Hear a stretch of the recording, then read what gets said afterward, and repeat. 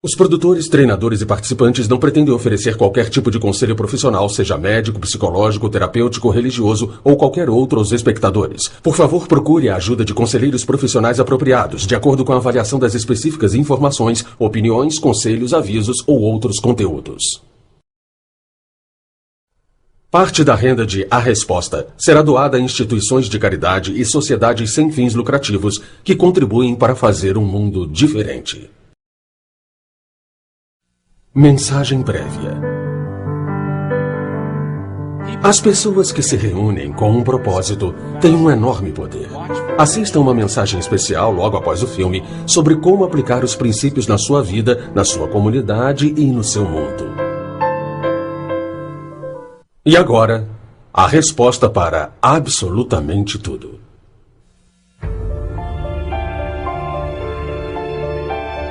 O que você quer na sua vida? Quem sou eu e por que estou aqui?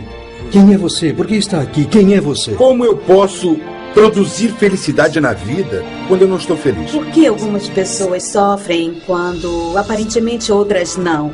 Como recuperar a experiência do amor com o meu parceiro ou com meus colegas de trabalho quando na verdade não é o que eu estou sentindo? Qual é o objetivo disso tudo?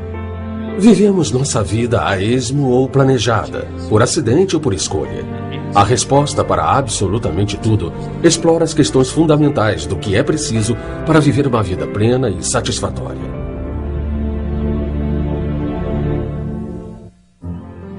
Você deve estar assistindo e se perguntando, mas o que é isso, afinal? O que é que eles estão querendo fazer com este filme? Estão tentando fazer um filme melhor sobre o segredo? Estão tentando nos revelar o verdadeiro segredo?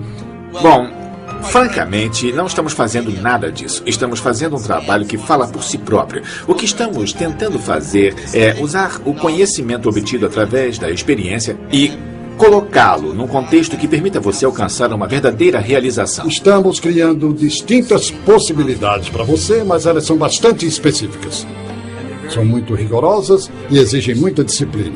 E para que elas sejam poderosas, elas devem ser assim. Uma das maneiras de começar a jornada é prestando atenção à conversa que você tem com você mesmo e assim observando suas próprias reações e os seus julgamentos automáticos e as crenças despertadas. Enquanto assiste, você está olhando através dos seus filtros, da sua perspectiva de vida. Então, tudo que está ouvindo, tudo que eu digo, tudo que qualquer outro diga, na verdade, é você ouvindo através dos seus filtros. Ou seja, não dá para ouvir de outro jeito, senão do jeito que você acha certo. Como seres humanos, nós queremos estar certos em relação àquilo que acreditamos.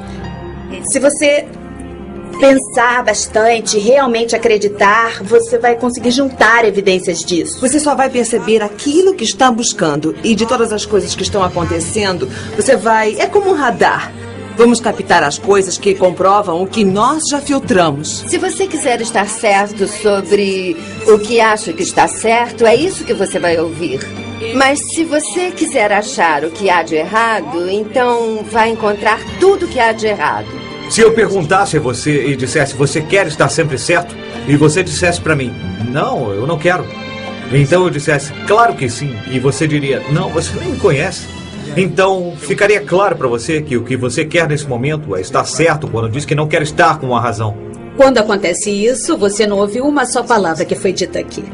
Você está trazendo a sua própria interpretação pronta para o que está sendo dito.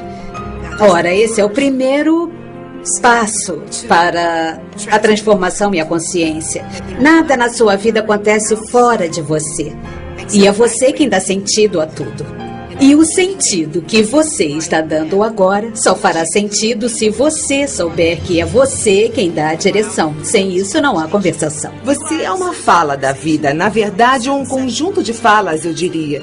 E os resultados que você virá a criar dependem dessa sua fala sobre a vida. Dizem que nos primeiros 6 anos de vida, você é um disco virgem a ser programado. E as pessoas que o estão programando são os pais ou os responsáveis. E os que estão próximos a eles. E você grava no disco aquilo que recebe deles. Então, você segue a vida adicionando a esse disco todas as experiências pelas quais passa, sejam elas positivas ou negativas. Se quiser conhecer a natureza humana, olhe para os bebês. Eles são pura paixão e entusiasmo. Incrivelmente honestos, confiantes, amáveis e todas as coisas que você era quando nasceu. Mas o que aconteceu?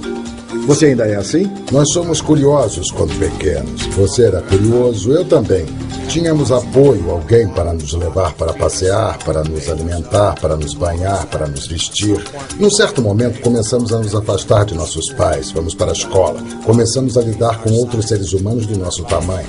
Começamos a competir e nos relacionar com os outros. Se não aprendemos a nos relacionar em casa, vamos ter problemas quando tivermos que lidar com os outros.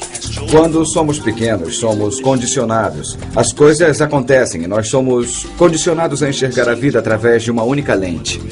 A vida é isso. A vida tem que ser assim.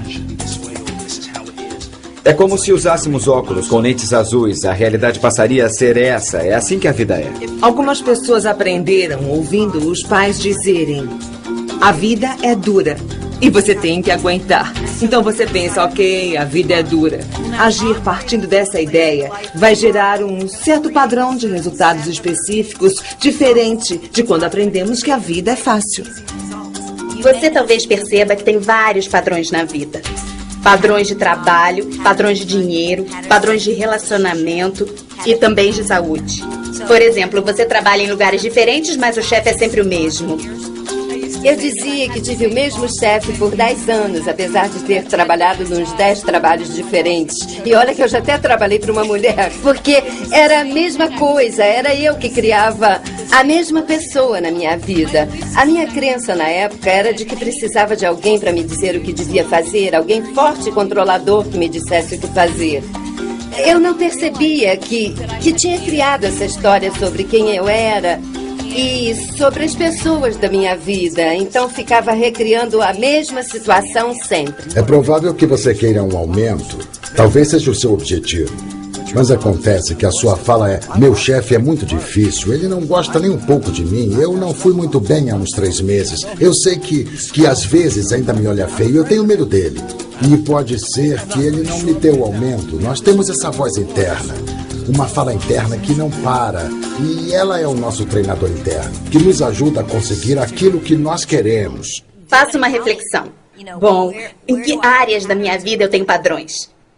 E, em vez de culpar o chefe, ou culpar o relacionamento, ou culpar a dieta, o que é realmente consistente nesses padrões? Nós atraímos para nós aquilo que queremos. É a velha lei da atração.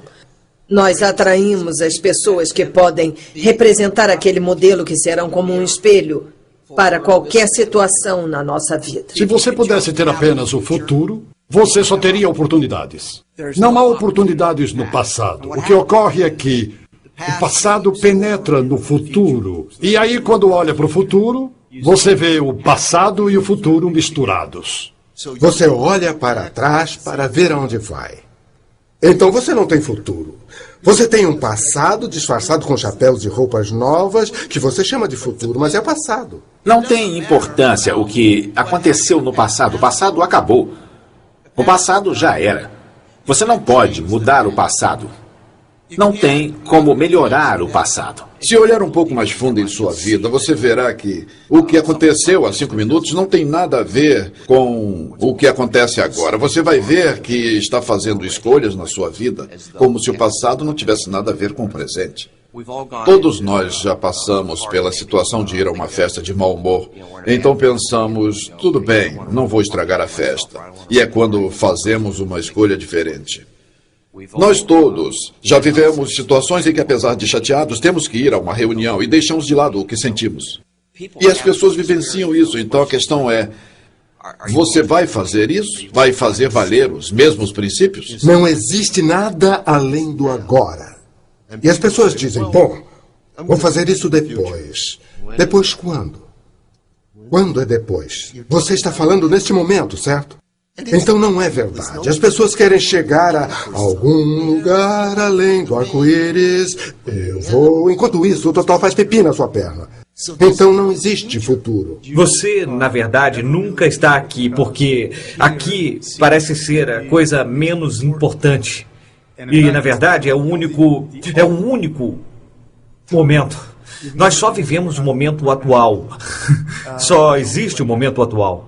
É o agora, é só isso que vai ter. O único momento em que será capaz de fazer qualquer coisa, ou mudar qualquer coisa, ou influenciar, é neste momento de agora. E quando pensa nisso, diz, posso não estar sentado aqui agora. Você não pode não estar sentado aqui agora, você não pode mudar isso. Eu posso mudar o meu corpo? Não posso mudar agora. Então, o que é que eu posso mudar? E a única coisa que você realmente pode mudar neste exato momento é quem você está sendo. Transformação não significa mudar qualquer outra coisa. Transformação é, na verdade, mudar a si mesmo. É conseguir se reposicionar na sua perspectiva atual de vida. E fazer isso é transformador. A qualidade de sua vida altera significativamente. A história de Nora. Eu cresci no Brooklyn, Nova York. E eu cresci nos anos 60. E nesse tempo, o local onde eu nasci e cresci tinha muita pobreza, muitos guetos.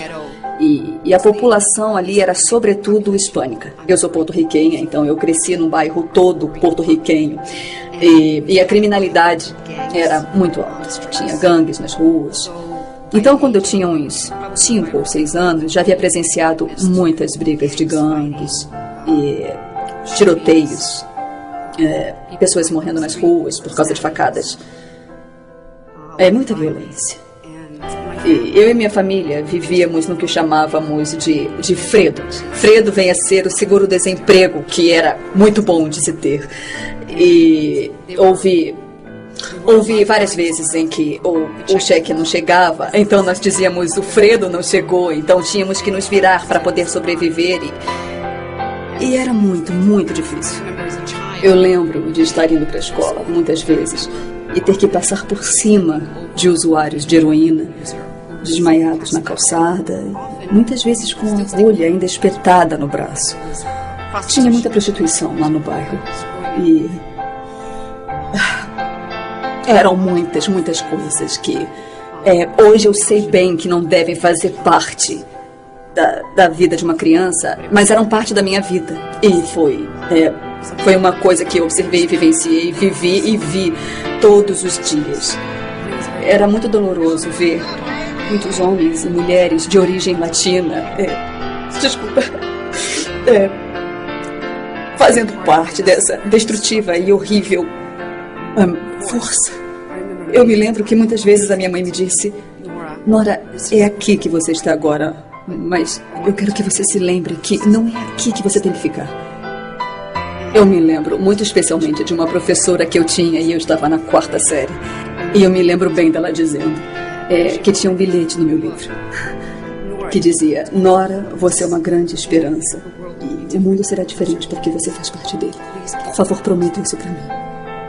E eu sei que isso me provocou um impacto espiritual na 4ª série, porque alguém podia enxergar alguma coisa que eu não conseguia.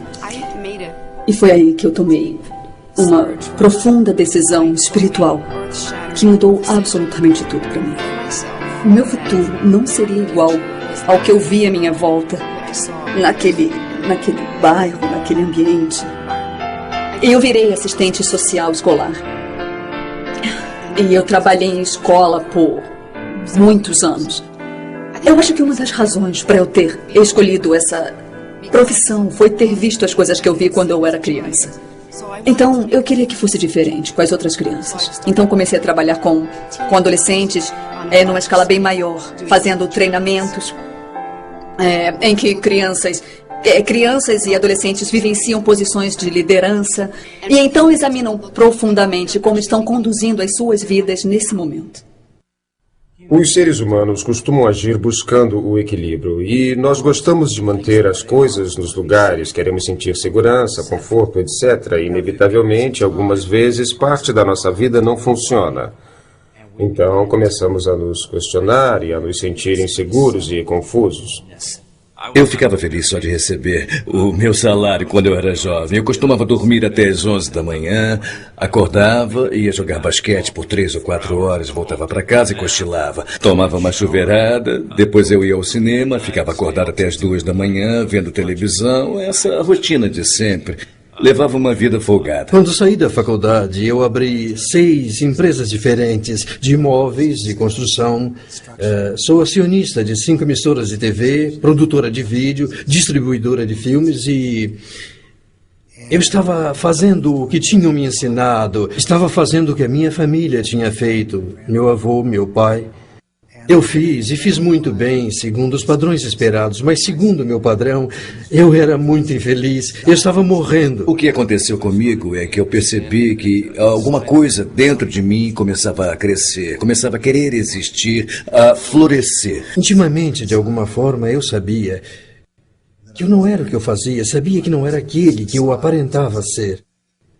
Mas quando eu não era totalmente sincero comigo e perdi o contato comigo mesmo, não me sentia bem com isso, fui me sentindo pior e uma parte de mim percebia isso. Um sentimento de que está faltando alguma coisa, de que há algo de errado com você, com sua família, com seu emprego, algo errado até na condição humana, de certo modo. Acho que a maioria de nós, quando se aquieta de verdade e observa, percebe e sente essas coisas e diz, está faltando alguma coisa. O que é essa coisa que está faltando? Se estamos falando de uma coisa que é importante, estamos falando isso de propósito, porque é muito mais do que uma boa ideia. Não é uma coisa que você queira ver acontecer, tem que haver uma força. E é bem mais irresistível que isso, é uma coisa que faz a gente pensar, puxa, isso é importante, isso define quem sou eu. E é tão importante que eu vou ter que reinventar quem eu sou para que de fato aconteça. Você só se sente pleno se estiver ciente de quem você é. Para se sentir realmente pleno, você tem que se sentir totalmente presente. Sentir plenitude e satisfação sendo você mesmo. Se você está esperando que o motivo venha de fora, por uma mensagem, por alguma coisa que você vai receber, você pode esperar por muito tempo. Considere a possibilidade de você participar profundamente no processo de criação, com consciência e alerta como ser humano. Procure criar o seu motivo e deixe que ele mesmo inspire você. A história de Steve. Eu tinha sorte. 2 filhos ótimos e gostava da minha vida. Gostava da casa, do meu emprego, gostava da igreja. Tudo era ótimo. Não era nenhum presidente nem nada, mas era um gerente. Eu tinha uma vida ótima. A minha mulher engravidou novamente e descobrimos que o bebê tinha síndrome de Patal. É super grave e fatal também. Ele viveu por 8 dias. Mas perder um filho virou nossa vida de cabeça para baixo. Nessa época, dávamos apoio a algumas pessoas que trabalhavam no Quênia e eles retribuíram. Por que não vem para cá por um ano? Minha mulher sempre quis trabalhar na África. Eu nunca quis. Mas quando o bebê morreu, eu senti que deveria fazer alguma coisa para realizar os sonhos dela. Gostaria de dizer que foi um ato nobre, mas na verdade foi uma espécie de fuga. As pessoas comentavam e eu só queria estar num lugar onde ninguém soubesse, onde ninguém comentasse. Perder um filho, experimentar a perda de um filho, faz o mundo ficar diferente. Tudo se torna diferente. Essa é a verdade. As coisas que me importavam antes, sei lá, procurávamos uma coisa melhor e, bem, não faz a menor diferença agora. Eu não sabia direito onde estava me metendo. Tudo era tão diferente do que eu havia imaginado. Eu fiquei em estado de choque. Talvez por um mês. Nós fomos a uma escola e todas as crianças estavam deitadas no chão e o chão era de terra. Eles não costumavam deixar as crianças fazerem isso. Então perguntei à professora o que estava vendo. E ela respondeu, hoje é quinta e eles não comem desde segunda. Quando eles se sentam eretos, desmaiam. Desde então, tudo mudou para mim. Eu soube que jamais voltaria a viver a minha antiga vida. Nós fizemos uma pesquisa e vimos que o Quênia não poderia sair da pobreza sem vencer a desnutrição. O cérebro não desenvolve direito sem a alimentação necessária.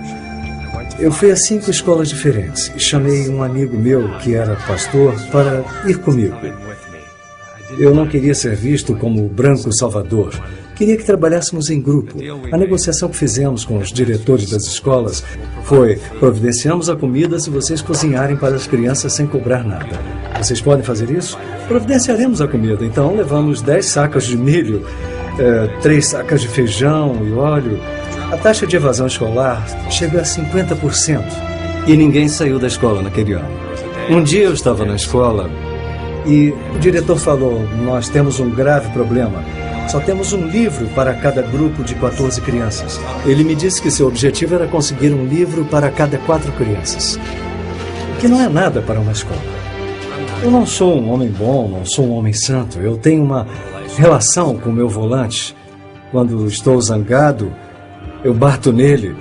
E me vi batendo nele quando surgiu a ideia de criar um centro de informática.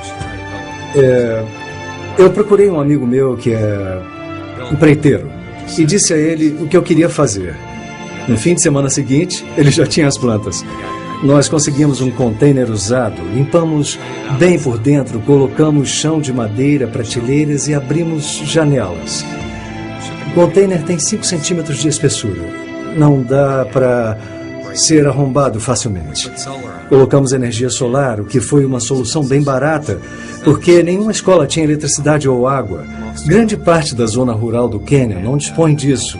E eu nunca vou me esquecer de uma criança que me disse: quando você chegou, disseram que era para fazer um centro de informática, mas eu não acreditei. Então eu o levei até o centro. Eu segurei os dedos dele e teclamos o nome dele. Ele começou a chorar e disse: agora eu acredito. A solução para os problemas do Quênia devem vir das crianças quenianas, dos cidadãos quenianos. Os estrangeiros podem ajudar, mas a verdade é que a solução para os problemas deve vir da própria população. No final do nosso programa, eles devem ser capazes de realizar o teste do Microsoft Office. Vão saber programação, vão saber mexer no Access, Word e Excel. Enfim, serão empregáveis.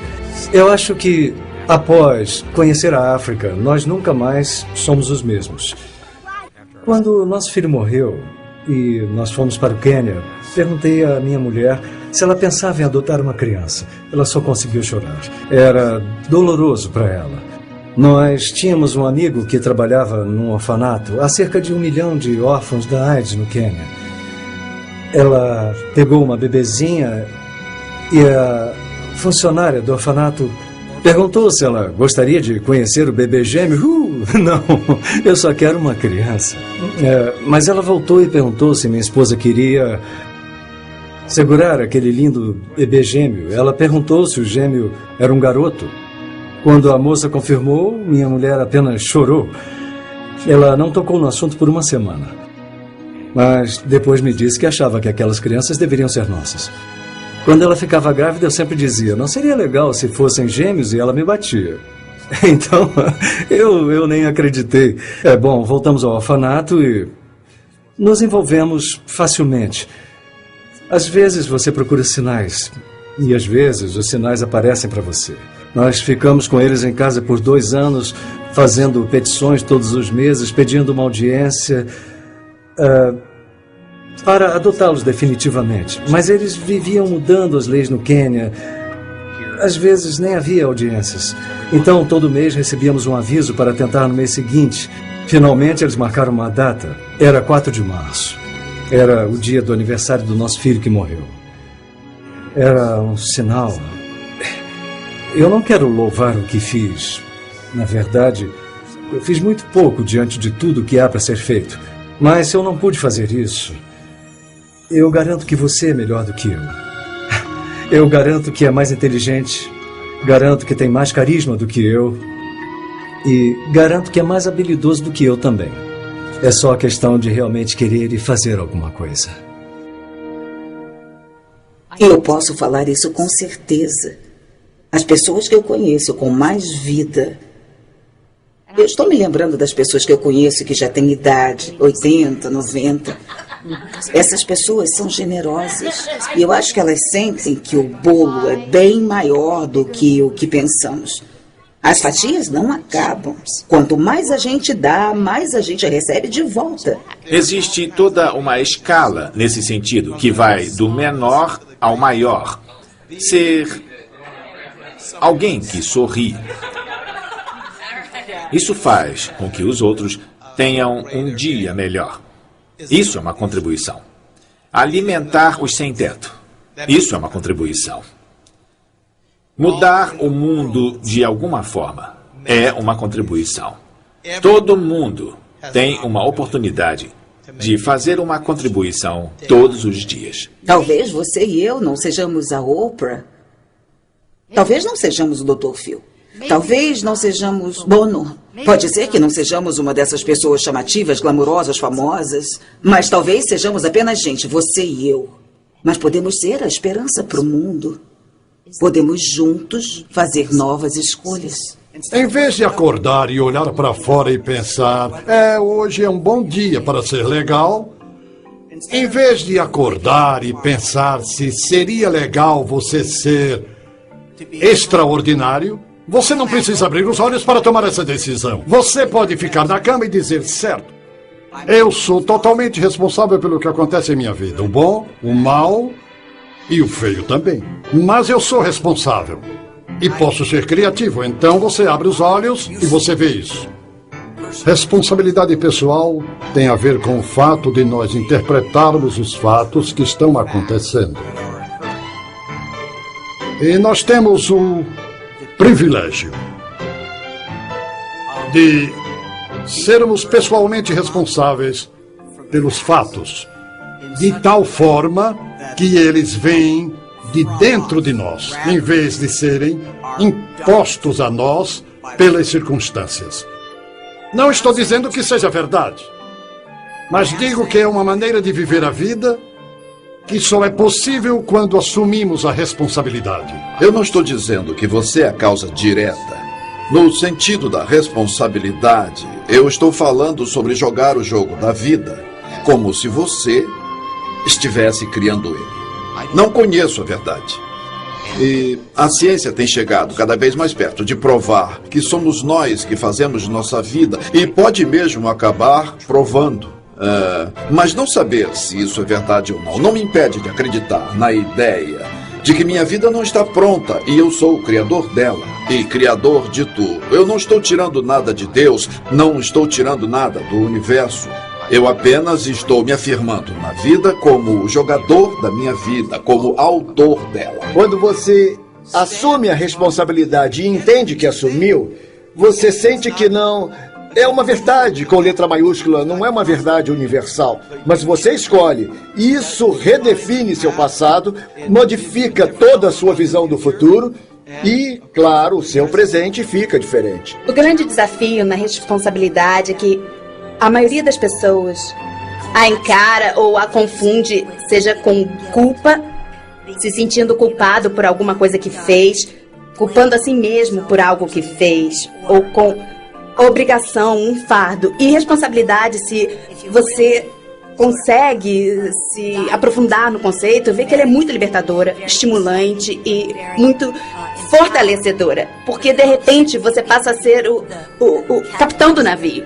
Você se transforma numa pessoa diferente quando produz o que acontece na sua vida. Quando você fica numa posição passiva, em que você não pode interferir nas condições que cercam sua vida, você é um coitado, um infeliz, um problema, um estorvo. Quando você é a origem, é você quem comanda, é você quem controla, você é o chefe. Você é o patrão da sua vida. E é fácil ser o responsável pessoal quando as coisas andam do seu jeito.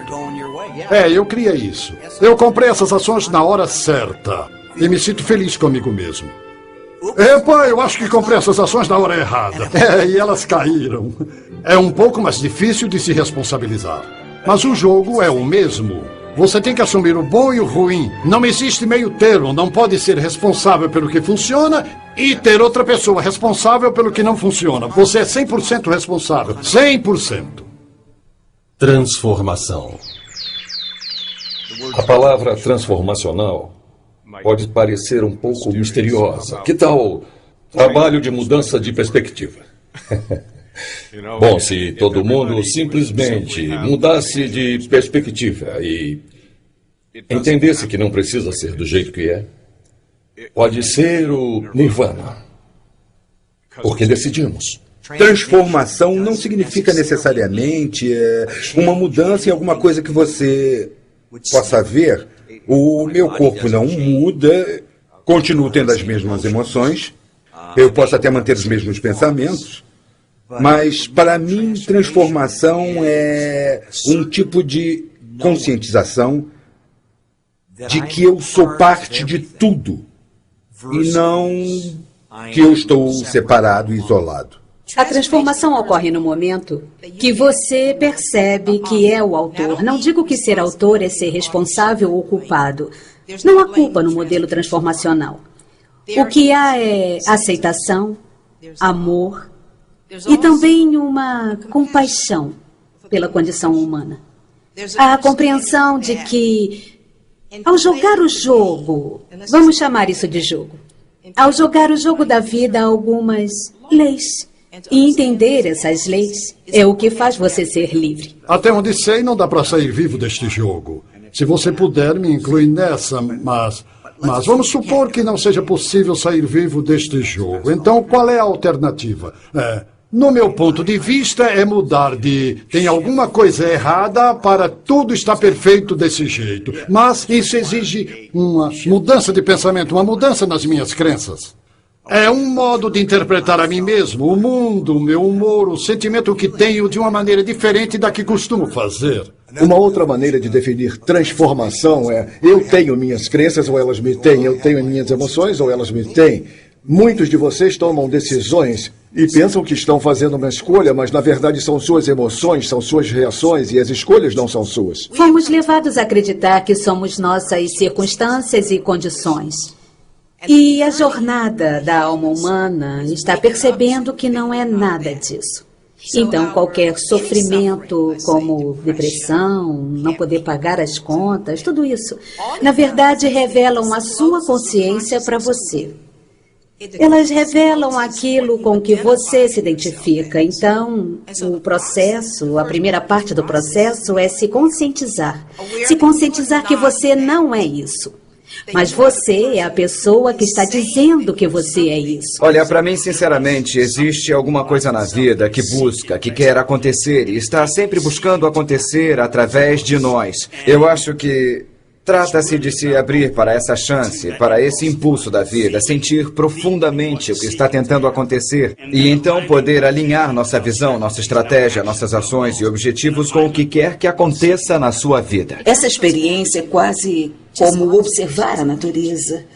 Quando eu era pequena, eu adorava as lagartas, ver a metamorfose delas. Para mim, é uma metáfora da transformação da sua vida em minha vida. Porque se a gente pensar lá dentro daquela lagartinha, dentro de cada uma, existe uma borboleta. Mas será que a lagartinha sabe? Não sei. Eu acredito que ela não saiba disso. Mas como eu vou ter certeza? O que eu sei é que com o tempo necessário, talvez ela sinta a necessidade de se retirar da sua condição de lagarta e adentrar num estágio em que ela vai começar a tecer o seu casulo. E naquele casulo, uma coisa poderosa vai acontecer. A história de Tony. Eu cresci no Oregon. Meus pais se divorciaram quando eu era muito pequeno. Eu estava com 4 anos e minha mãe se casou e se divorciou 5 vezes e muita coisa aconteceu enquanto eu crescia. Nós não nos falávamos com frequência, tínhamos regras em casa e uma delas era eu não ser visto. Eu não podia ficar em casa quando eles estivessem lá. Havia muito estresse na casa e, de forma alguma, eu era perfeito. Eu sei que eu aprontava às vezes, mas o ambiente em casa não era dos melhores. E eu sabia desde pequeno que ela não me queria. Então, quando eu fui expulso de casa, aos 16 anos, eu não fiquei muito surpreso. Eu sabia que isso podia acontecer. Eu arrumei o máximo de dinheiro que eu pude, coloquei minhas coisas na mala do meu carro e depois eu me mandei. Passei a maior parte do segundo ano do ensino médio nas ruas, dormindo no banco de trás do carro. Esse foi o pior momento da minha vida. A experiência de viver sem ter uma casa foi muito, muito difícil. Por razões que eu não podia imaginar. Eu mantive segredo sobre o que tinha acontecido em casa para todas as pessoas que estavam à minha volta. Quando eu não tinha o que fazer e esse era o pior momento, eu ficava dirigindo até tarde da noite, até decidir estacionar o meu carro em algum lugar e tentar dormir no banco de trás. Tentar dormir no carro era dificílimo, porque era quando eu me sentia mais deprimido, quando eu me sentia totalmente desesperançoso e eu sentia como se não tivesse uma saída. E depois de um ano nesse processo de construir negatividade em cima de negatividade, em cima de negatividade, de muita frustração, eu percebi que eu não podia continuar daquela maneira. Eu cheguei a um ponto em que não havia mais espaço para continuar naquela direção sem me despedaçar. Foi aí que eu tomei uma decisão muito consciente. Eu não vou me permitir continuar pensando dessa forma, porque eu não posso. Foi aí que eu passei a objetivar o sucesso na vida. Isso passou a ser o meu propósito de vida. E no dia em que eu decidi fazer isso, o que mais me ajudou foi ter compartilhado com outras pessoas. Eu contava para elas quais eram as minhas metas. Falava o tempo todo, falava com todo mundo, todos os meus amigos, todos os meus professores, as pessoas com quem eu trabalhava, todo mundo sabia onde eu queria chegar. Eu criei uma imagem clara de onde eu queria chegar na minha vida e era tão longe de onde estava que me obrigava a me mexer e correr atrás. Aos 19 anos, eu acabei montando um negócio que me rendia um ganho mensal de 6 dígitos e tinha pouco a ver com conhecimento ou com experiência. Naquele momento, eu não tinha nada disso. Na verdade, o que eu realmente tinha era 100% de disciplina, confiança e dedicação. Minha dedicação era total. Eu não conheci meu pai na infância e, embora muita gente me dissesse para procurá-lo, isso nunca foi uma prioridade para mim.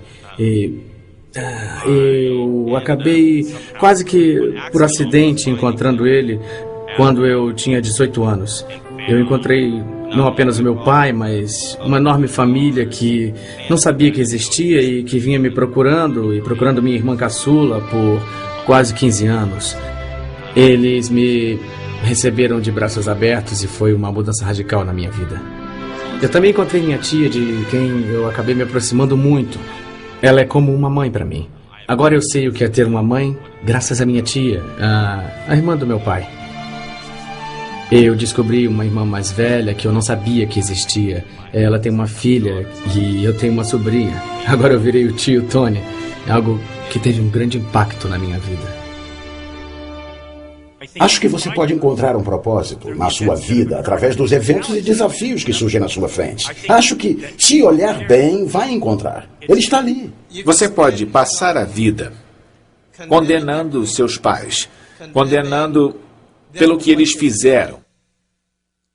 Mas há uma grande chance de que eles tenham feito o melhor que podiam, levando em conta o conhecimento, a consciência e as circunstâncias que eles tinham na época. Quando alguma coisa acontecer, procure o ouro.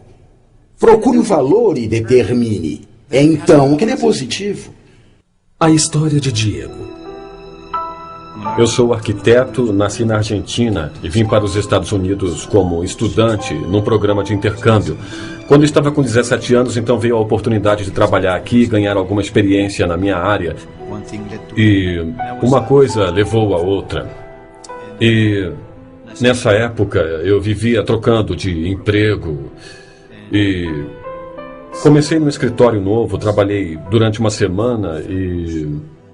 de repente eu comecei a sentir dores de cabeça, náuseas e enjoos terríveis que não passavam. Então eu chamei um amigo meu e pedi que me levasse ao hospital. E eu sabia que alguma coisa estava errada. Então eu expliquei para o médico os sintomas e ele me disse: isso me parece meio estranho. Ele me mandou fazer uma tomografia imediatamente e voltou dizendo que eu não iria a lugar algum. Quando perguntei por quê, ele disse que acharam algo no meu cérebro do tamanho de uma bola de golfe e que eles não sabiam exatamente do que se tratava e a única maneira para descobrir seria abrir a minha cabeça. Abrir a minha cabeça e fazer uma cirurgia. Obviamente eu fiquei assustado e senti muito medo naquele momento. Mas eu não tinha entendido bem o que estava acontecendo e ele disse que teria que me fazer algumas perguntas. Eu respondi que tudo bem, qualquer coisa que ele quisesse. Nós precisamos de instruções, ele disse. O que vai acontecer se você acabar ficando num estado vegetativo? Ou se não for mais capaz de andar? Foi aí que eu caí em mim. Isso não é brincadeira, é muito sério. É como se alguém lhe dissesse agora: a sua vida vai acabar amanhã de manhã. Foi como eu me senti. E naquela noite eu fiquei pensando: eu me recuso a morrer. Eu vou viver, eu não quero nem saber o que dizem. E eu lembro que eu levantei durante a noite e tinha um quadro negro no quarto. E eu lembro que eu escrevi ali Hasta la vitória sempre, o que significa até a vitória sempre. Para lembrar a mim mesmo, quando voltasse e lesse aquilo, que era o que tinha que manter na cabeça. Era lutar até o fim, haja o que houver. Eles fizeram exames, análises e descobriram que se tratava de um tumor cerebral. E o médico me disse: bom, esse é o câncer mais agressivo que se pode ter. Apenas 5% das pessoas conseguem sobreviver. E eu não posso lhe dar mais do que 5 anos de vida. Nada além disso. Então, um monte de coisas passou na minha cabeça. O que eu vou fazer? Eu volto para casa? Eu fico aqui? Qual é o propósito de tudo isso? O que está acontecendo? E ele me deu uma lista de médicos para eu procurar. E eu fui ver todos os médicos e todos eles me davam 1 ano de vida e um médico me deu apenas 10 meses. E até que eu fui ver um especialista e que disse: quer saber? Vai sobreviver. É mesmo? Mas como eu posso? Então ele começou a enumerar todos os aspectos. E eu disse: eu quero você como médico. Você está no meu assento do motorista. E então eu comecei a tratar com ele. E então o câncer voltou. E ele disse que dessa vez era necessário removê-lo. E então, mais uma vez, eu me senti num momento crucial, porque não é sempre que podemos ser operados. Imagine que estão abrindo a sua cabeça e há um tempo limite para isso. Foi o que fizemos e tudo saiu muito bem.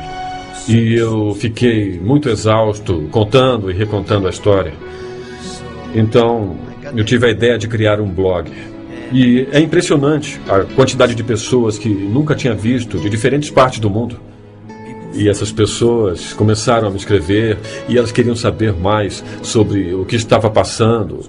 E tinha muita gente espiritualizada. E também tinha coisas do tipo: eu pedi umas freiras no Chile que rezassem por você.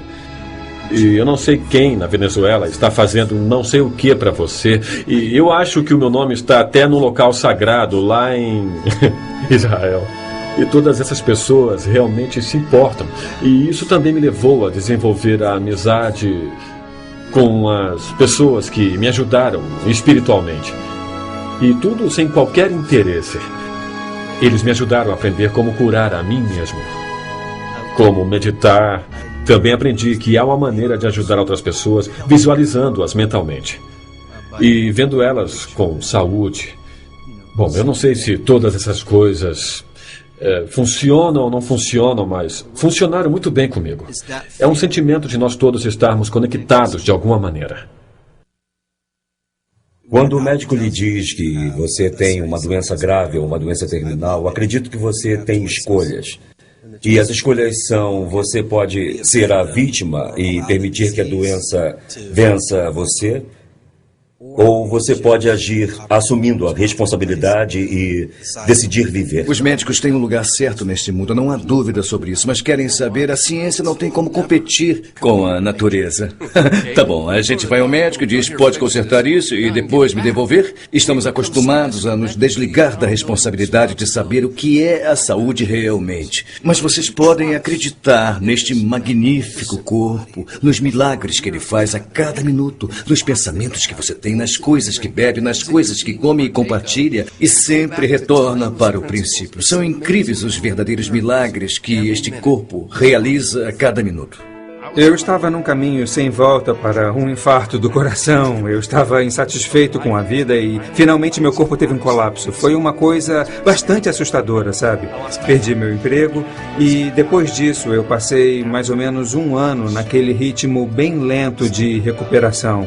Comecei a me alimentar direito, a me exercitar regularmente, a ter relações mais diretas e profundas com as pessoas. E minha vida começou a melhorar, mas o que realmente me ajudou a recuperar a saúde foi me conscientizar e acreditar que eu iria ser saudável. Não acreditei nem por um minuto que iria ficar doente pelo resto da minha vida. Olhando para trás, eu vejo que muitas pessoas ficam fatigadas e nunca se recuperam. Acho que é bem comum se render, porque alguém que está sofrendo assim fica preso ao próprio corpo. Cai em depressão, não consegue funcionar direito e acaba preso a uma espiral de pensamentos negativos.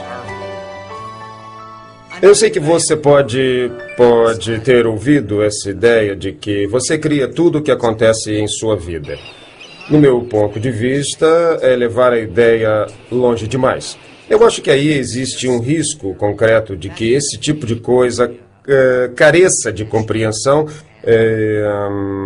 principalmente se é algo que acontece inconscientemente na sua vida.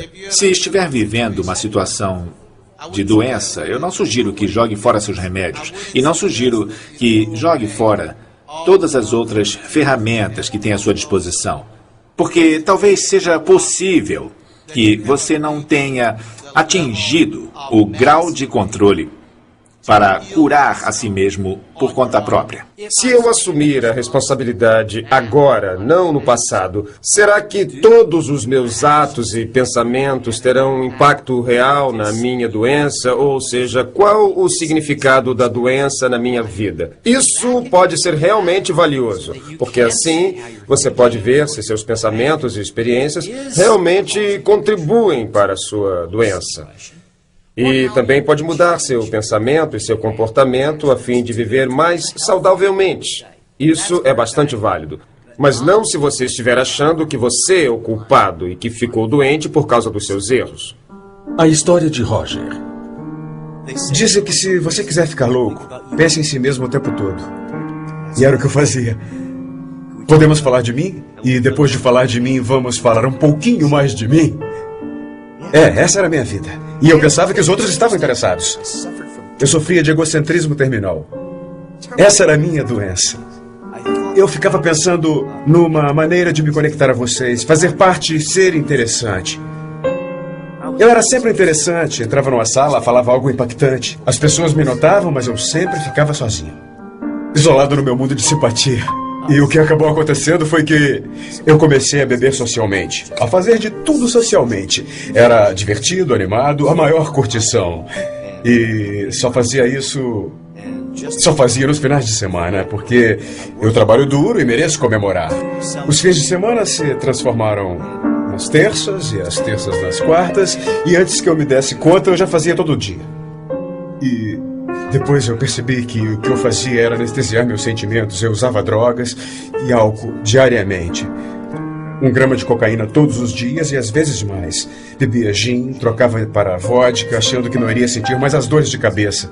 Então eu parei de trabalhar. Gastei todo o meu dinheiro, pedi emprestado, me isolei, me desliguei de todo mundo. Eu vivia como um vampiro. Eu ficava acordado a noite toda, dormia o dia inteiro. Ficava fazendo as mesmas coisas sempre. Depois de tempos em tempos eu dizia: este é o meu último dia.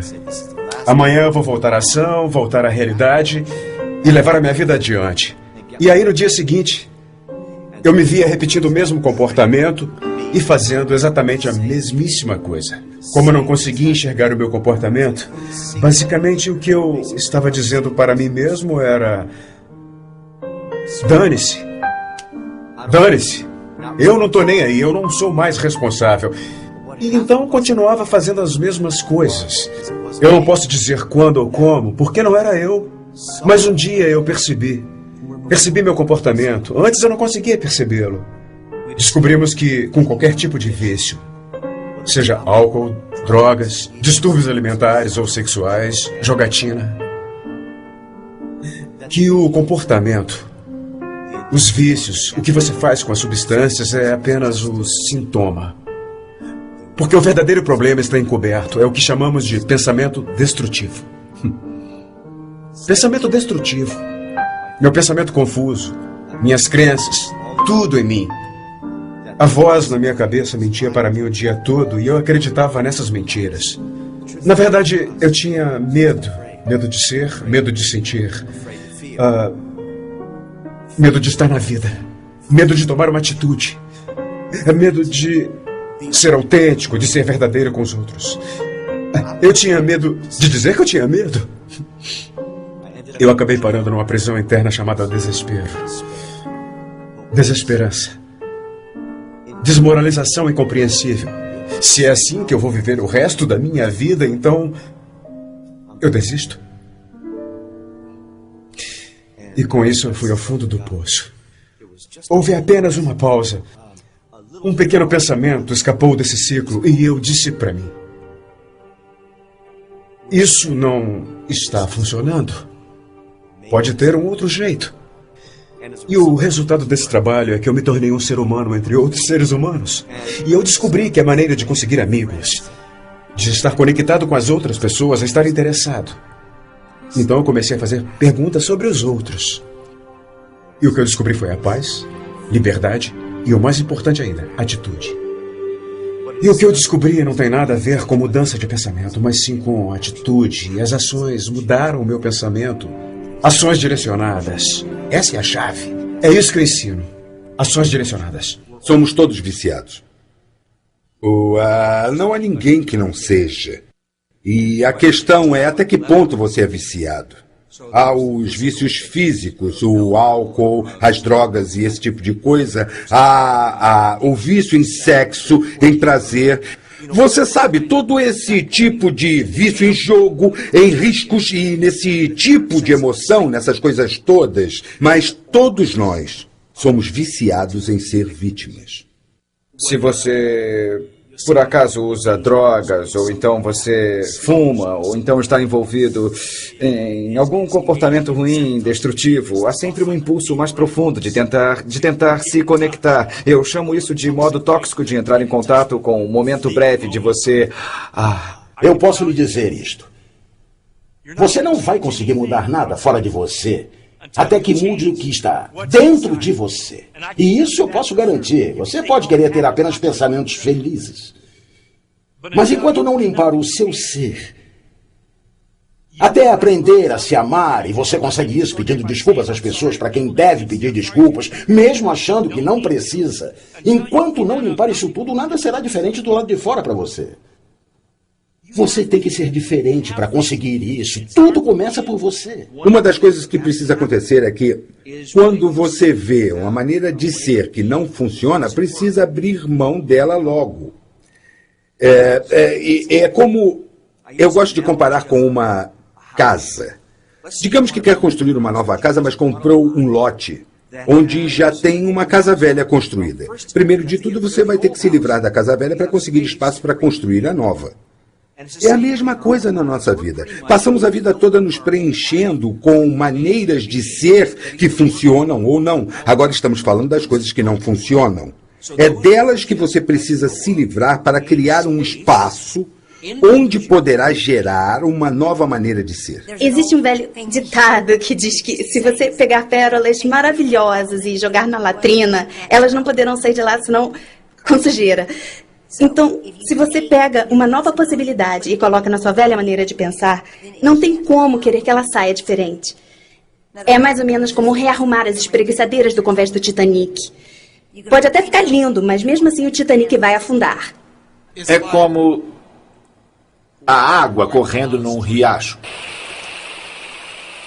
Se não houver obstruções, ela passa livremente e com força. Mas se houver obstruções no caminho, então isso vai exigir mais tempo, mais desvios, talvez inúmeros desvios, entrando em afluentes e se dispersando. Acho que foi interessante ver lá dentro das pessoas que sofrem de dependência um grande anseio de ser muito mais, de contribuir de uma maneira bonita, mas elas ainda não encontraram um mecanismo, não encontraram um veículo e, infelizmente, elas percebem que não têm nenhum apoio. A história de Maria. Eu sou natural do Brasil. Eu nasci numa fazenda e vivi na fazenda até uns 9 anos de idade. E foi quando a minha família se mudou para a cidade. Então eu venho de uma família, eu diria, não muito rica. Nós éramos bem pobres naquela época. Quando eu vim para os Estados Unidos, eu vim com a intenção de aprender inglês, porque, apesar de eu trabalhar para uma companhia internacional, eu não falava inglês. Nos primeiros anos foi difícil conseguir o trabalho, porque o meu inglês era só o básico mesmo. Eu frequentava a escola, mas ainda estava aprendendo. É engraçado, não engraçado, mas interessante que, olhando para trás, o meu primeiro trabalho foi conseguido com compromisso e persistência. Eu me lembro de achar no jornal um anúncio de emprego como contadora. Eu liguei para lá, mas a entrevistadora disse que eu estava acima das qualificações necessárias e ela temia que eu abandonasse o cargo. Eu era boa demais, meus padrões de trabalho eram melhores, eu trabalhava com administração quando vim do Brasil. Mas sabia que aquele emprego era muito importante para mim, porque era meu primeiro trabalho ali, eu queria muito. Então eu liguei para a mulher durante 1 mês e fiquei ligando, e ela repetia o que já tinha me dito. Foi quando eu aleguei que ela mantinha um anúncio no jornal, então não tinha contratado ninguém. Se naquele tempo eu tivesse desistido e pensado que aquele emprego não era para mim, eu nunca teria tido a oportunidade de me tornar uma cidadã americana. Aquele emprego me deu primeiro a oportunidade do Green Card e depois de pedir a minha cidadania. Isso é uma coisa que a gente simplesmente faz, custe o que custar. É isso que eu chamo de empenho. Eu comecei na empresa como contadora e fiquei lá por 3 anos. Mais tarde eu tive a oportunidade de progredir e me tornei inspetora e depois diretora financeira nessa outra empresa. E como diretora financeira nessa outra empresa, me deram a oportunidade de ser sócia, que em 1 ano se transformou de uma empresa de $1 milhão para uma empresa de $40 milhões. Eu estava realizando o sonho que eu sempre tive. Dirigir a minha própria vida e não servir a uma corporação, exercer o meu espírito de empresária e de líder. Eu estava projetando a minha vida. Tudo que eu sempre quis estava acontecendo. Isso prova para mim que, seja lá o que você decidir que quer ter na sua vida, e se compromete, e trabalha duro para conseguir, se fizer todo o necessário para acontecer, acontece. Dinheiro. Dinheiro é energia. Para mim, é um símbolo de energia que flui. E se eu conseguir manter fluindo, movendo, é incrível como eu continuo achando que eu tenho o suficiente. Eu me hospedo em suítes nos hotéis, viajo em primeira classe nos voos. Eu não me imponho limites. Meu negócio envolve viajar, então quero viajar bem. E gasto bastante dinheiro nisso. Não é meu dinheiro, é o dinheiro do cliente. Mas há dinheiro para que eu possa fazer isso. Em vez de economizar e poupar e ficar guardando e me preocupar e não ter o suficiente, existe em abundância. Isso não quer dizer que eu seja responsável perdulário. Significa se abrir para a abundância. E se eu achar que não posso comprar alguma coisa, isso é uma limitação. São limites no que eu posso ter e no que eu posso oferecer. Então eu quero mudar isso. Uma vez me disseram há algum tempo que se eu acreditasse que merecia $300 mil por ano, alguém iria me pagar isso. Foi quando eu comecei a me levar a sério. E quanto mais eu acreditava em mim e no meu valor, minha renda foi crescendo proporcionalmente. Num período de 4 a 5 anos, eu quadrupliquei a minha renda. Quando eu comecei a dar consultoria, eu não sabia o que estava fazendo. Liguei para uma amiga minha e disse que estava sem trabalho. O que eu posso fazer? Então ela sugeriu que eu fizesse consultoria. Respondi que não entendia nada de consultoria. Então ela me disse para ligar para um amigo dela e foi o que eu fiz. Ele tinha uma empresa de transformação e foi tão estranho. Eu fui lá, sentei com ele para uma entrevista e o que ele queria era aumentar o número de pessoas no seminário dele. Durante um dia inteiro, eu apenas observei o que acontecia. E finalmente eu saquei. Então voltei lá e disse: eis a resposta. Tire as mesas de lá. Poderá colocar mais gente. E ele, incrédulo: só isso? E eu disse: só isso. Tire as mesas de lá e coloque mais gente na sala. Você não precisa de mesas. Então ele disse que a sua mulher gosta de saber o nome de todo mundo. Eu disse: isso não é problema, use crachás. E para dizer isso, eu pedi $5.000 e consegui. Eu pensei: jura? Quando ele pegou o cheque, assinou e me entregou, eu disse a mim mesma: será que eu enganei ele? Será que é de verdade? É melhor eu depositar logo antes que ele se arrependa e me peça de volta. Dinheiro é neutro, eu acho. Melhor as pessoas boas, eu acho. Pior as pessoas mais. É o que eu acho, mas há exceções para todas as regras, mas dinheiro é apenas um aspecto do que chamo de saúde. Todos nós sabemos como é se sentir doente financeiramente. Eu já senti isso antes. Mas existe alguma coisa na sua saúde financeira que é boa, é abundante. Nós temos que nos permitir ser financeiramente saudáveis. Você quer ter certeza de que dinheiro não traz felicidade? Eu não sei se as pessoas acreditam quando dizem isso, mas para mim é riqueza e bem-estar.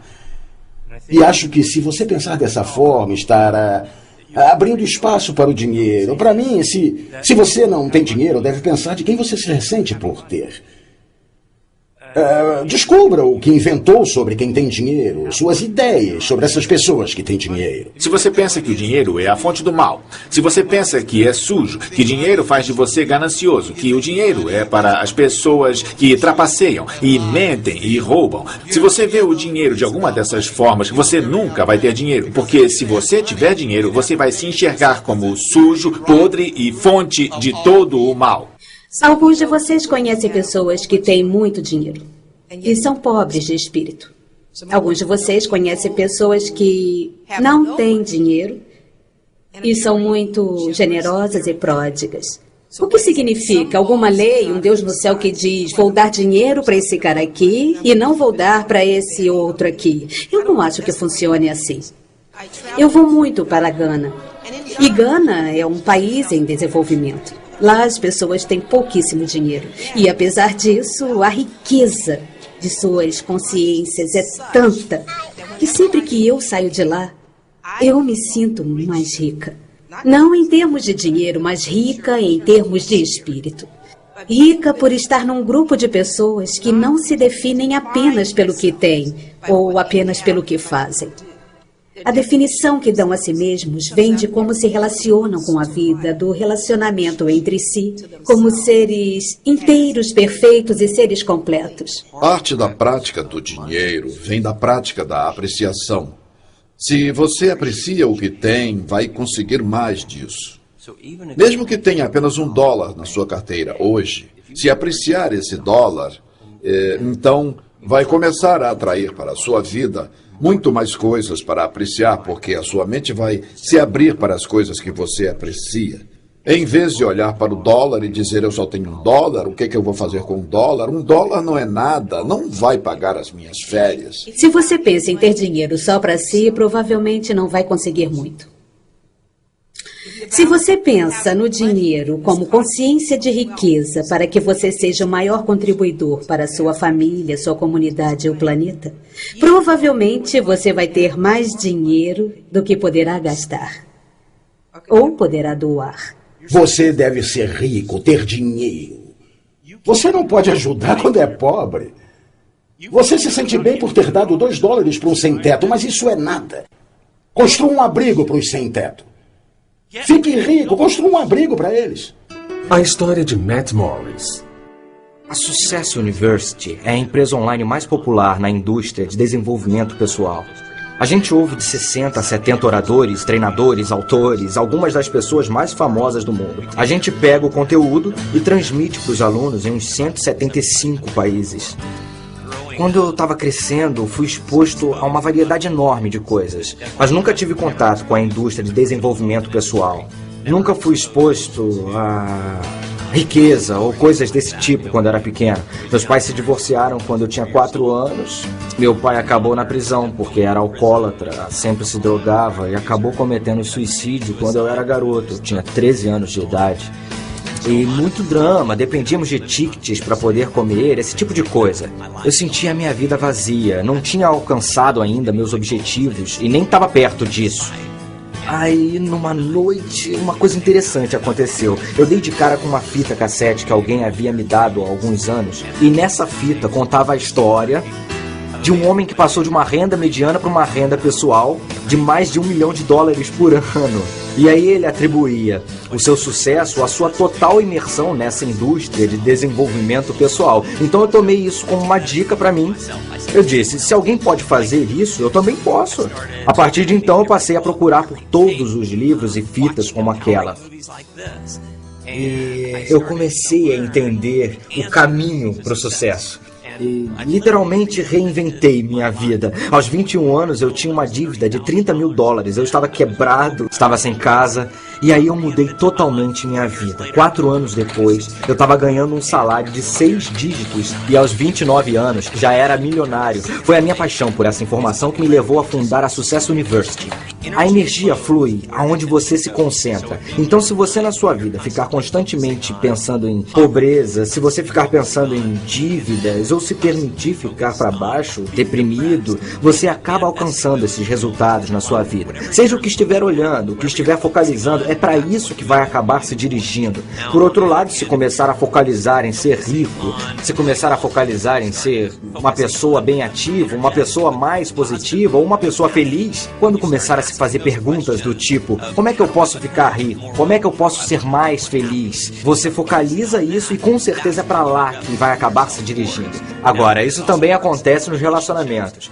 Quando você se concentra nas coisas negativas do seu parceiro, você fica constantemente pensando, preciso mudá-las, ou tem que ser um pouco mais assim, ou tem que ser um pouco mais assado. Olhe para o lado e comece a focalizar naquilo que você adora naquela pessoa.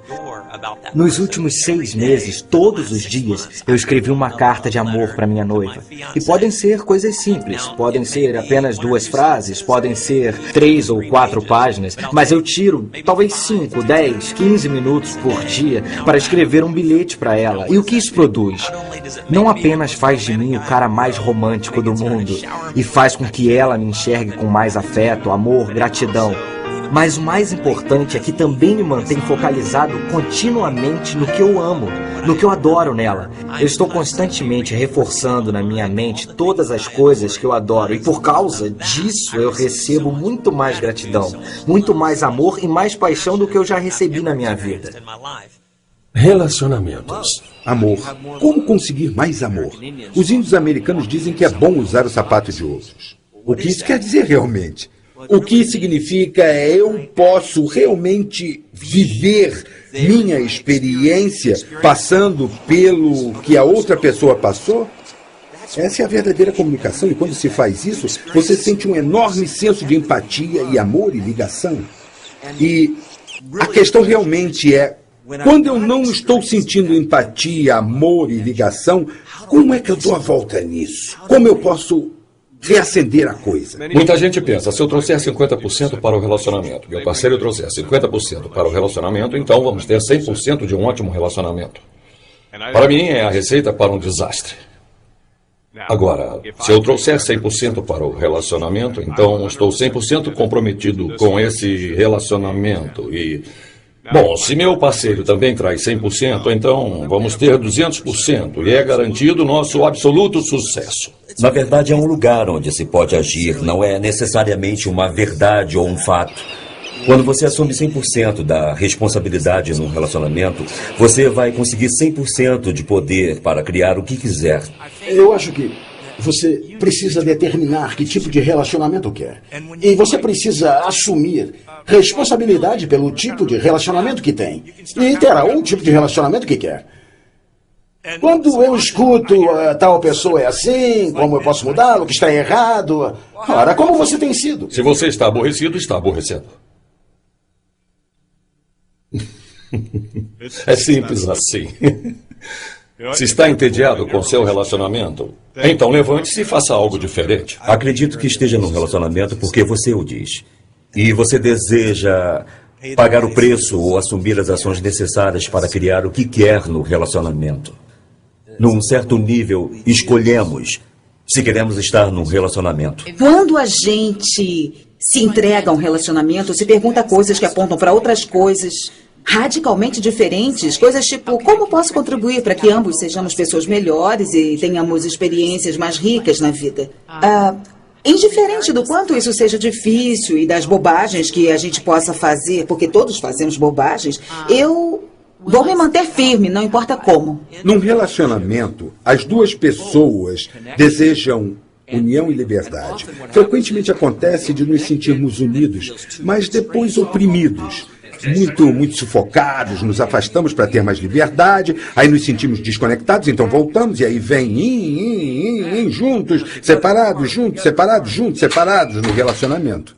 É preciso esforço para manter um relacionamento. É preciso bem menos esforço para se desligar. Bom, existe muito mais alegria quando se está junto do que quando se está desligado. É a velha história. Preço, recompensa. E digo que o preço para o desligamento é muito, mas muito pesado. E a recompensa por estar ligado é valorosa demais para desperdiçar. Eu prefiro a palavra dança para expressar o relacionamento. A cada dia uma dança diferente. Por que não? Nós, como seres humanos, não somos os mesmos no dia a dia. A pessoa que você é hoje não é a mesma da semana passada, é? São coisas que você aprende. Novas conscientizações, novos arrais. E a pessoa que, enfim, o seu parceiro também não vai ser o mesmo. Então você precisa aprender a dançar juntos. Bom, em certo momento eu posso decidir, isso não é o que eu quero.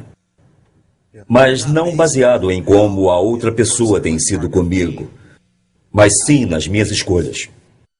Negócios.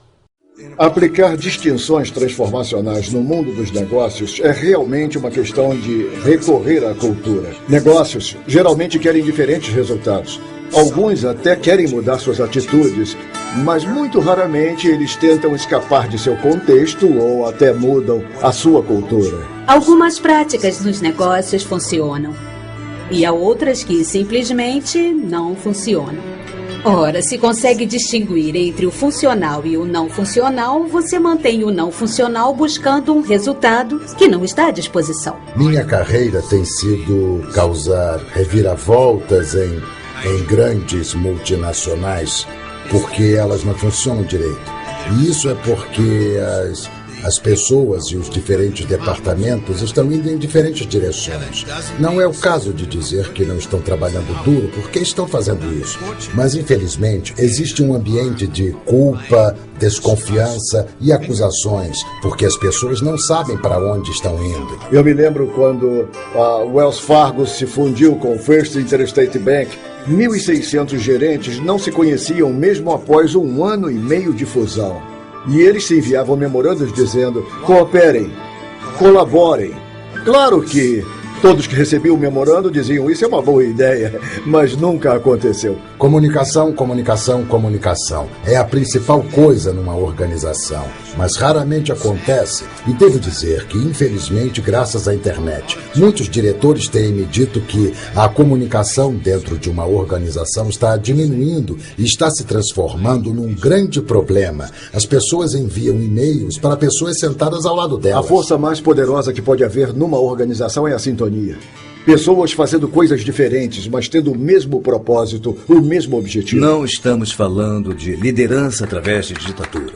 Estamos falando de se aproximar das pessoas e entender aonde elas querem chegar em suas vidas e fazer com que elas percebam a visão e, às vezes, até sejam coautoras dessa visão. E, a partir desse momento, não interessando a causa, nem interessando o propósito ou o negócio, estamos todos alinhados e juntos nessa visão. Eles sentiram, eu senti, nós sentimos de fato. Nós criamos juntos essa visão e essa autoria. E isso vai fazer valer os altos e os baixos de criar um negócio de sucesso.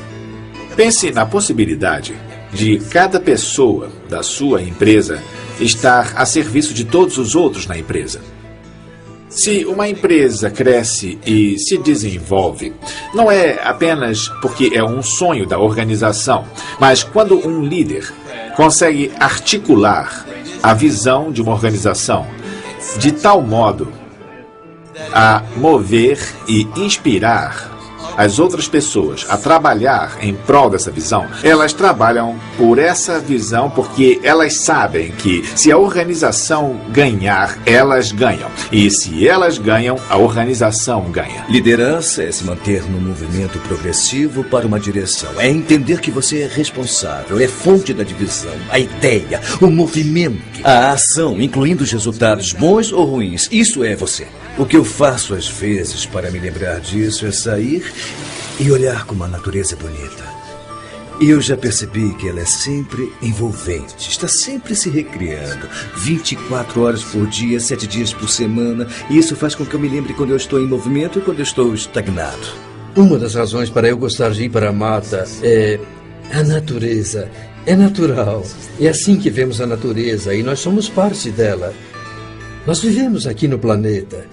Então, quando olho para a natureza e vejo como ela funciona, vejo como minha vida deve funcionar. E se eu cooperar com essa maneira de ser, ela flui facilmente. Mas se quiser fazer a meu modo, fica difícil. O problema nos negócios é, eu vou montar uma empresa porque ela vai me trazer a independência financeira, vai me ajudar a não me preocupar em me aposentar, vai gerar uma renda passiva. Vai me ajudar. Assim que começa a pensar dessa forma, adivinhe, seus sócios, clientes e todos os outros vão para o segundo plano. Bom, e o que há de errado nessa imagem? Será que eu vou a um restaurante para garantir que o dono desse restaurante possua independência financeira e renda passiva? Acho que posso encomendar algum enlatado pela internet. A história de WC. Eu adoro o que faço, porque não preciso ser brilhante, inteligente ou ter um diploma da Harvard. Eu preciso estar consciente, preciso estar presente, preciso ser entusiasmado. Tenho que estar disposto a servir as outras pessoas. Com o tempo aprendi que as 3 palavras mais importantes para um restaurante são: eu vou voltar. É assim que podemos fazer crescer o negócio. É uma estratégia simples e se resume aos mais básicos dos serviços. Ser uma pessoa autêntica, cuidadosa e prestativa, porque se você fizer isso, aí o universo lhe dá o retorno. E no restaurante você não sabe se vão comer sobremesa ou se vão voltar outra vez, ou se vão divulgá-lo para outras pessoas, mas sei que dando mais, eu vou receber muito mais. Trata-se de fazer com que as pessoas saiam se sentindo melhor do que quando chegaram. As pessoas têm que gostar tanto de lá que mal podem esperar para retornar. Não conheço muita gente que volta a um restaurante apenas porque a comida era fabulosa. Se o serviço for terrível, a hospitalidade ruim e as pessoas rudes, não voltam. Nunca vi darem uma boa gorjeta para alguém de quem não gostaram. Há muito amor quando se deixa o ego de lado. Há muito amor quando se diz: o importante não sou eu, o importante é você. Você está aqui e é o convidado. E pode contar que isso será o suficiente. É preciso saber lidar com o dinheiro, mas se você souber ser hospitaleiro, as pessoas vão sentir sua presença, vão sentir que você se importa com elas e vão voltar. E se você conversar com elas, coisa que se faz muitas vezes, e lhes perguntar: estamos fazendo direito, vocês vão voltar, etc., elas vão dizer: a propósito, o purê estava frio. Mas tudo bem, não se preocupe. Elas se apaixonarão por você, vão se sentir donas de você. E que clientes legais para se ter. Os clientes que saem insatisfeitos nunca vão lhe dizer. Aliás, você também não vai perguntar. Esse é o pior cliente que se pode ter. porque vão contar a 10 ou 20 pessoas sobre a péssima experiência que tiveram.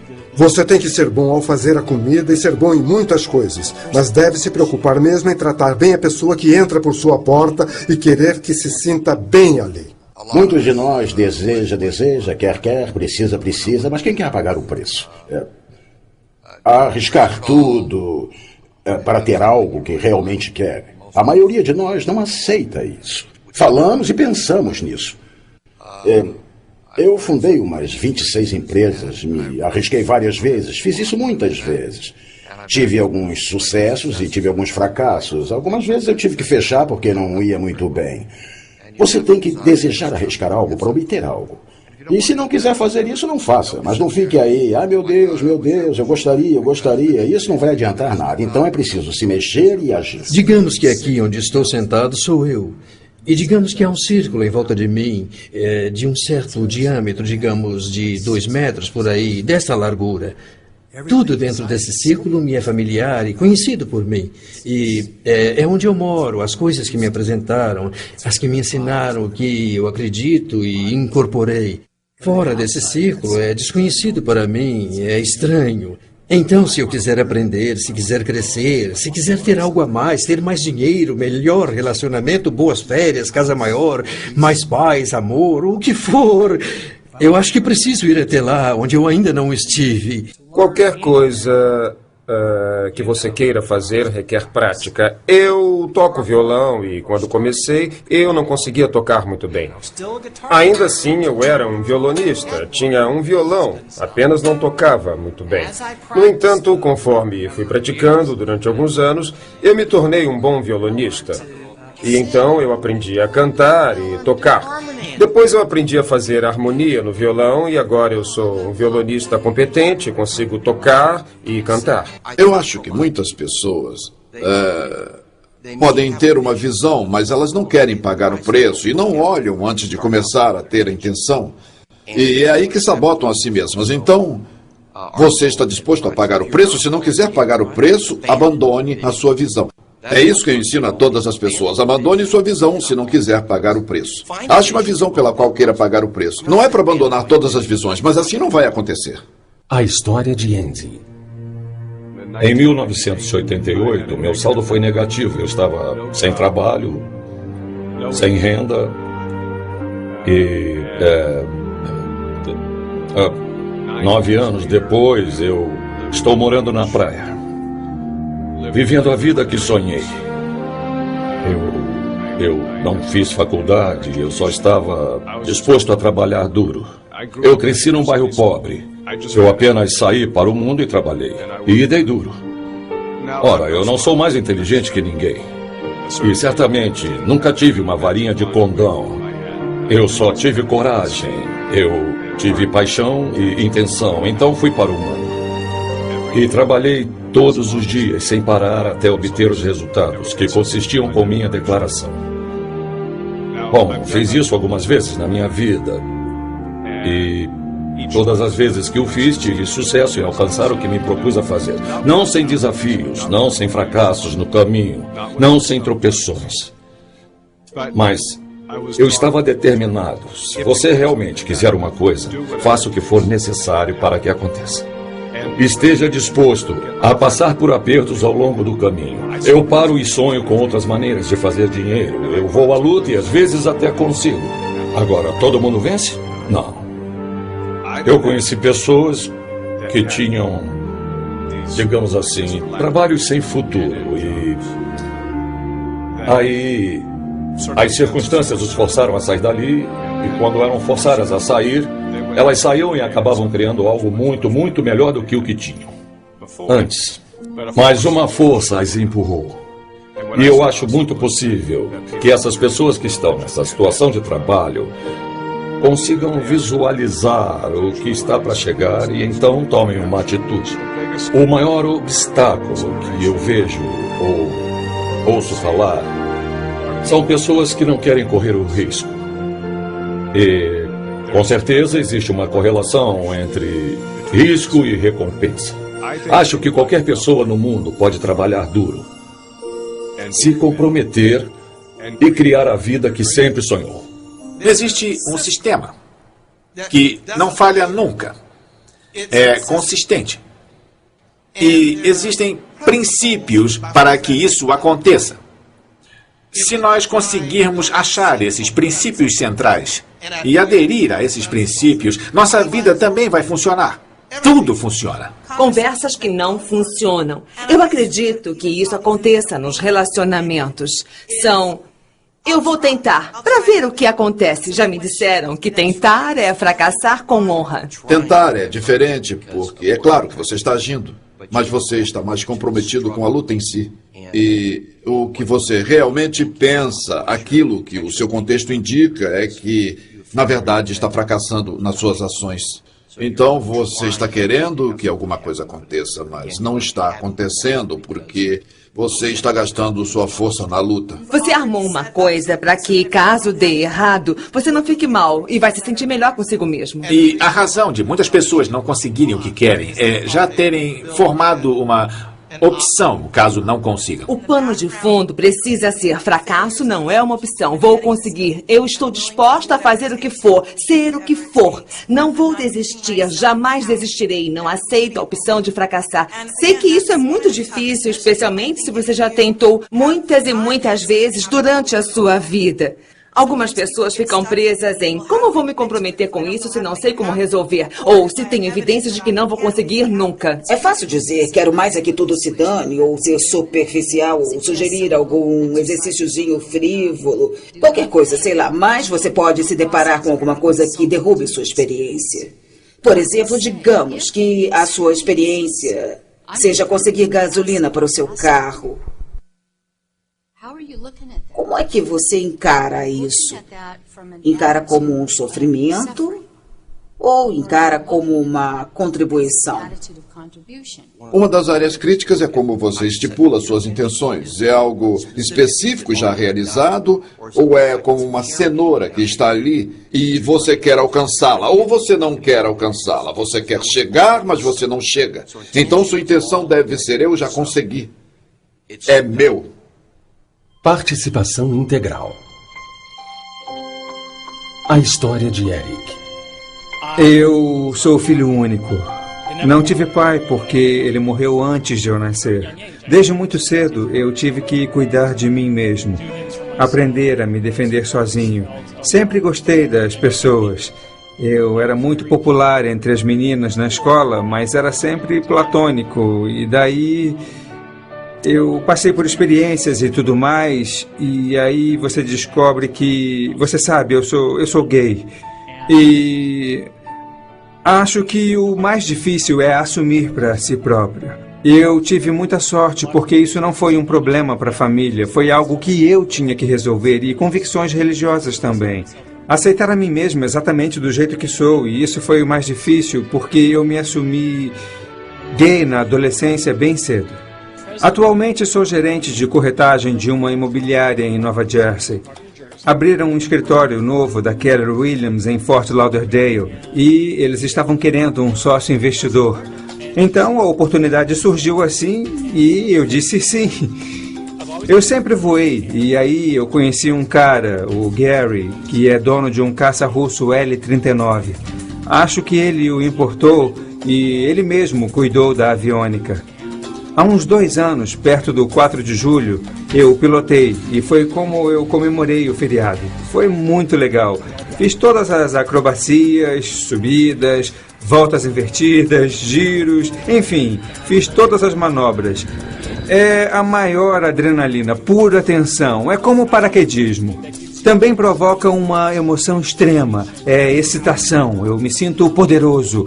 Porque se eu fiz isso, eu posso fazer qualquer coisa. Quando eu era mais novo, eu tinha muitos brinquedos. Quando amadureci, eu passei a valorizar as experiências e o tempo que eu passo com as pessoas, porque as coisas não duram. Elas dão um prazer momentâneo, mas desaparecem. Para quem está de fora, minha vida parece fácil. Eu faço ela parecer fácil porque eu tento incorporar Trabalho com prazer. Eu nunca deixei de agradecer pelas coisas e as pessoas que tenho em minha vida. Trata-se de trabalhar junto, formar um time, uma rede e garantir que aconteça. Participar, se movimentar. Participação integral. É a última parte do relacionamento. Participação integral. O que significa? Significa que quando você sai da cama de manhã, já está na ativa. E quando vai para a cama à noite, está exausto. Por quê? Porque você joga com tudo. Joga sem nada a perder. E, na verdade, você não tem mesmo nada a perder. Porque, como falei antes, ninguém sai vivo deste jogo. Então, se não posso sair vivo do jogo, quais são minhas opções? Jogar com tudo. Totalmente responsável. Como origem, criando do nada. Ir fundo 100% ou se restringir. Garantir que não vai cometer erros. Estar certo. Ser condescendente, julgar, isolar-se e não se relacionar. Essa resposta não é difícil para mim. E acho que para você também não. Eu acho que quando nos importamos e nos engajamos com tudo na vida, participamos fundo da vida. E aceitamos nos arriscar, fazer coisas que possam parecer incômodas, como falar com estranhos. Faz muita diferença para eles e ainda mais para a gente. São pequenas coisas, como se dispor a falar com um completo estranho numa mercearia. É uma coisa tão pequena, mas você nunca sabe a diferença que vai fazer para outra pessoa. E esse sentimento de satisfação por ter feito isso é incrível. A história de Michael. Eu possuo um abrigo para os sem-teto em Las Vegas, que começou com um amigo meu. Ele é um cara rico, que sabia muito bem da importância de retribuir. Ele falou para mim que já tinha tanta coisa e gostaria de interagir com o sem-teto. E também ele queria fazer a parte dele. Fazia muito calor em Las Vegas, então fomos levar água até uma área onde os desabrigados da cidade se concentram. Então o que nós fizemos foi levar um caminhão cheio de água, meias e essas coisas que ajudam as pessoas. E enquanto oferecíamos a água e interagíamos com eles, aí uma família jovem se aproximou. E eles não deviam ter mais de 20 anos de idade. E eles tinham 3 filhinhos pequenos. Estava fazendo 46 graus e estavam completamente vestidos, inclusive com casacos. E os casacos estavam sujos. As crianças estavam sujas. Aquela interação foi difícil. Mas eu acho que existe o que extrair daí. E eu acredito que as pessoas devem purificar das emoções. Então, porque eu estou preocupado, porque eu estou emocionado com aquela interação, isso é o máximo. Porque o que há nisso para mim, o que há em tudo isso que me emociona?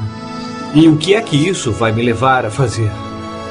Eu usei a emoção dessa experiência para me incentivar a construir essa fundação. Porque talvez eu acredite que se eu der algum dinheiro para as pessoas, então eu vou estar perpetuando a miséria. Mas as necessidades humanas básicas precisam ser satisfeitas. Então, esse é um nível. E eu vou ajudar essa pessoa nesse nível. Mas também vou ajudar essa pessoa a sair desse nível, se ela estiver pronta.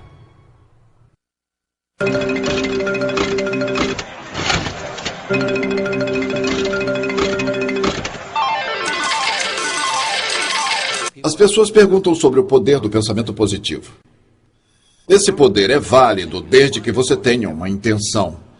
Se você tem um pensamento, não quer dizer que isso vai te levar a algum lugar. Pode ser só uma nuvem passando. Mas se você puser uma intenção, se dirigir esse pensamento, É aí que começa a ativação. E quando age sobre esse pensamento, é quando você o ativa. Ficar aí sentado pensando numa conta de banco, quando você não tem um trabalho que renda o suficiente para que você pague as suas contas, provavelmente não vai gerar abundância financeira. Alguns dizem que basta focalizar em algo e uma mágica acontece. Mas é preciso focalizar de modo a que possa agir como deve ser. E aplicar toda a sua energia nisso. Você tem que agir. Olha, a sequência é ação, resultados. Sem ação, sem resultados. Eu confesso que não conheço muitos casos em que só de pensar, ou seja, apenas ficar sentado pensando, fosse resolver alguma coisa. Eu sei porque já tentei isso. Eu pensei no que queria que acontecesse com muita força. Cheguei a ficar obcecado. E eu não vi qualquer movimento para que alguma coisa acontecesse. Agora, por outro lado, quando falo ao telefone, quando uso e-mail, quando eu pego o meu carro e vou ver as pessoas e começo a falar sobre o que eu quero, falo em como tal coisa é uma ótima ideia e começo a ouvir suas opiniões sobre o assunto, mostro meu entusiasmo, é aí que vejo as coisas se movimentando bem rápido. Conhecimento é inútil, a menos que a gente use ele. Então, quando obtiver um conhecimento, descubra como usar e ponha em ação. As pessoas que sabem o que fazer com o conhecimento sempre têm sucesso. Só conhecer uma coisa não adianta, tem que saber o que fazer com o que se conhece. Você pode ser uma dessas pessoas que está sempre em ação. Mas ação e ação e ação sem uma visão é apenas desperdício de energia, é só movimento. Isso não vai levá-lo a lugar algum. Mas quando você tem uma visão e tem uma linha de ação, suas chances de obter sucesso são maiores do que de não obter. As coisas acontecem por causa das relações, porque chegamos a acordos sobre elas.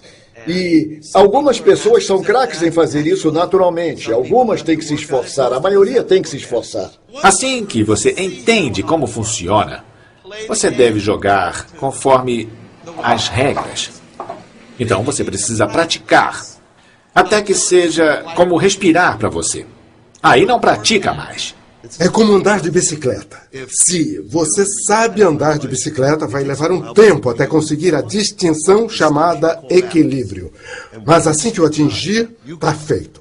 Pode ficar sem pedalar por 10 anos, mas se eu lhe der uma bicicleta, você vai andar nela. Talvez precise treinar até ficar bom mesmo, mas você já tem a distinção. Quando eu pratico alguma coisa, tanto que até faça parte de mim, faça parte do meu corpo, seja parte de quem eu sou, eu posso relaxar.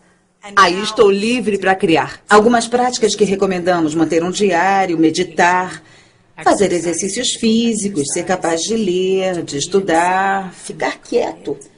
Porque quando ficamos quietos e recolhidos, nos tornamos capazes de ouvir coisas que estão muito além do bate-papo. Você precisa ler os livros, ver os filmes certos, juntar-se às pessoas certas, assistir a outros seminários, precisa aprender meditação, talvez até encontrar um mentor. Mas isso é uma mudança de direção, é um foco todo novo. Eu acho que isso é uma coisa muito pessoal. Bom, quer dizer, desde a própria visualização, ver o que você quer, escrever sobre isso, ser detalhista quanto às características, às atitudes, às experiências que quer viver. Algo como cortar figuras e criar um mapa ou um quadro daquilo que você quer.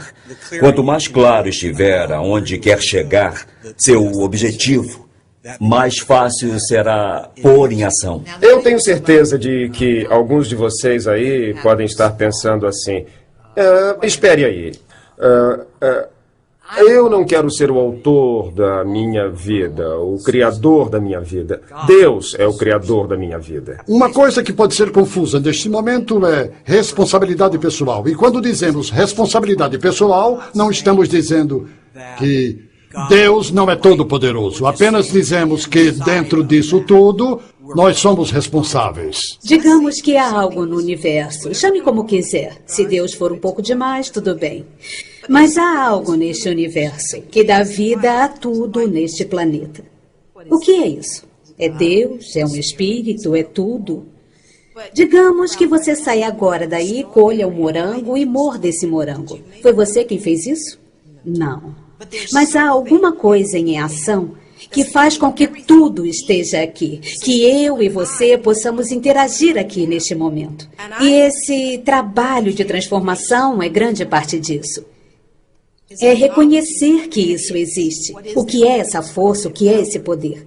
E o próprio nome de Deus em si. E se nos deixarmos levar por isso, vamos tirar nosso próprio poder. O mistério divino expressa sua essência em nós. E o que olha para mim através dos seus olhos e o que olha para você através dos meus olhos é a mesma coisa. Se eu penso em Deus, não penso num cara de cabelos longos e uma luz aqui atrás. Esse não é Deus para mim. Quando eu penso em Deus, penso na unidade da energia. Isso é Deus para mim.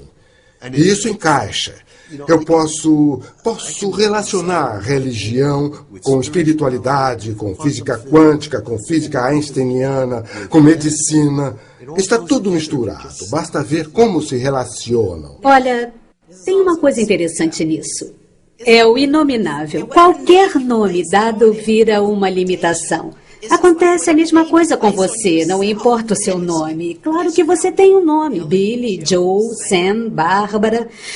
E isso não é o que você é só o seu nome. Mas sempre que você disser eu sou isso, você estará se limitando. A autoajuda tem a má fama de ser extremamente narcisista. Tudo é sobre mim. Talvez seja verdade. Mas agora o que eu quero falar e vou falar é sobre você. Sobre você ser realmente para todo mundo. E o jeito de nós sermos para todo mundo é nos comprometer a ouvir e falar de uma maneira que enriqueça o relacionamento. O melhor jeito de começar, tendo em mente o final, os resultados, é pensar sobre o fim da sua vida e se perguntar o que você quer dizer no fim da sua vida. E o que você quer que os outros digam de você ao fim da sua vida. A maioria de nós não quer ouvir as pessoas dizendo no nosso enterro: ele tinha uma ótima empresa, tinha muito dinheiro. A maioria de nós quer as pessoas dizendo coisas sobre nós e nossas vidas que são muito mais essenciais. Ao nascer neste mundo, não te dão garantia de que sua vida será um sucesso. Não há garantia de que quando entrar no palco da vida, a plateia estará aplaudindo. Então, arrisque tudo. Divirta-se. Aventure-se. Explore. Experimente. Indague. E se entregue às outras pessoas. Sirva a grande humanidade e você verá a grande humanidade em si mesmo. A resposta para absolutamente tudo. Recapitulando os 4 P's para o crescimento pessoal. O primeiro é propósito. Descubra e esclareça seu propósito na vida. Depois escolha uma atividade que o inspire e o leve à ação. O próximo é princípios. Alinhe suas ações ao fluxo natural da vida e às leis do universo. Depois vem práticas. Elimine seus padrões e hábitos. Identifique o que funciona e o que não funciona e dirija sua energia para aquilo que você quer. O último é persistência. Dê tudo de si, jamais desista.